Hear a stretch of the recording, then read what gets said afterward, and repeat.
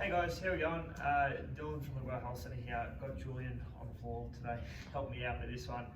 So today we're going to look at breath work and the importance of breathing, especially when it comes to shoulder pain, mid-back pain, all those sorts of things.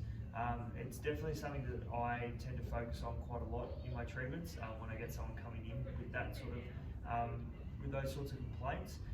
So today we're sort of just going to go through a bunch of exercise and just look at how your breathing can influence your movement.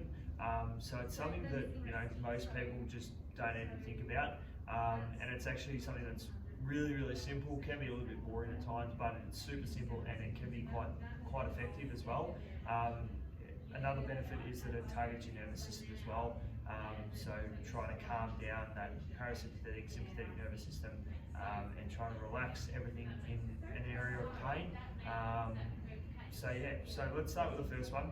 So what I'm going to get Julian to do to start with is he's going to place his arms out by his side. He's going to lift the hands up towards the ceiling like that. And then what he's going to do is come back over. So what we'll do, we'll focus on this right side just because it's close to the camera.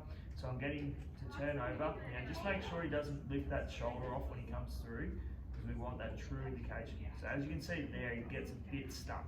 All right. So that's when the shoulder's going into internal rotation.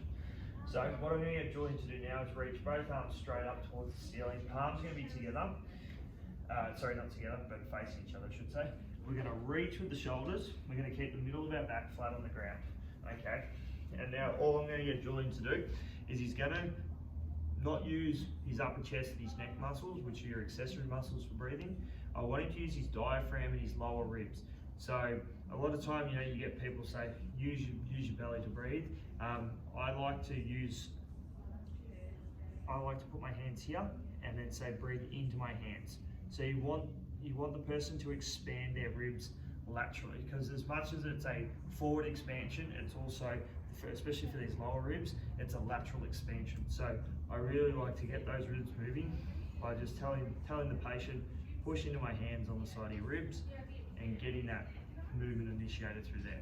So that's really good. So he's staying nice and relaxed through here. He's maintaining that reach to his shoulders, and he's using his lower ribs and his diaphragm to breathe. Okay? And then what this is doing with that reach, so as he's breathing in and out, his scapulars are protracting and retracting. So it's sort of like a train going along a set of train tracks. So the train tracks being the rib cage. And so we're working on that movement. So we're building bind on the inhale and then releasing that bind, and that scapula is moving sort of backwards and forwards as he breathes in and out.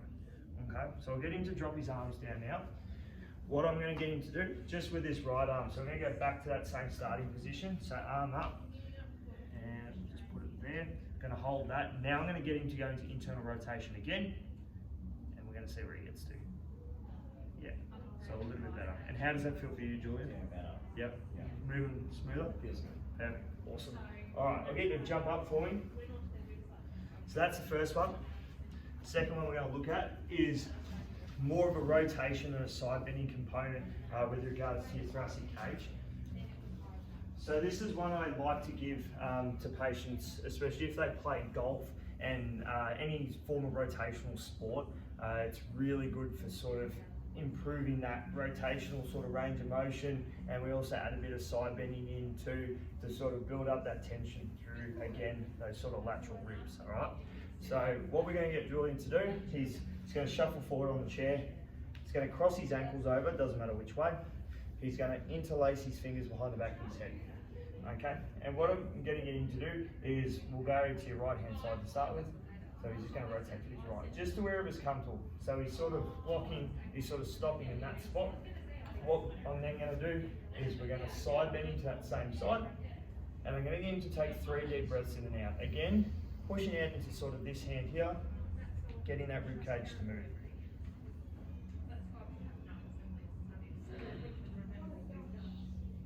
Good. So 3 deep breaths. Then we're going to bring him up, and then without me doing anything, he should be able to turn a little bit further.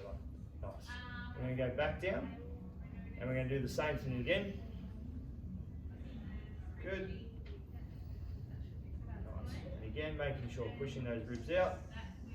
Good. Come up, and rotate a little bit further for me. Nice. All right, come back to the middle and relax. So obviously with this one, I would get the patient to do 3 to 5 repetitions one way. I'll get them to come back, go the other way, test that side out, do the same thing, and then at the end retest, and hopefully the patient notices that they can rotate sort of further bilaterally as opposed to before the exercise.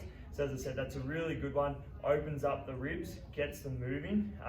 So you know, as I said, you take that, you get to a position of bind, and then through that breathing intervention, we're turning that position of bind into a position of ease, and then further increasing that barrier. So really, really positive for anyone that, as I said, plays rotational sports, any sort of rotational activities, just to improve that range of motion. All right, cool. Last one, get Julian to stand up for me now. So this is more of a lower limb based one. So anytime you're trying to, you think about trying to touch your toes. So it's going to be a little bit similar to the one we did on the ground to start with. So Julian's going to stand for me, and he's just going to reach forward just as wherever he can naturally get to, okay? So we don't want him to be on the max, just nice and comfortable there, okay? So think about our arm reach.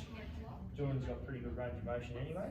So think about that arm reach we had before, and again, I just want him to take 3 to 5 deep breaths in and out. Good. Breathe in.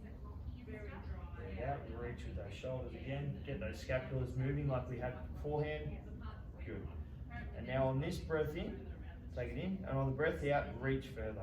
Nice. And as you can see, you can get down into a little bit of a further position and repeat that process. Good.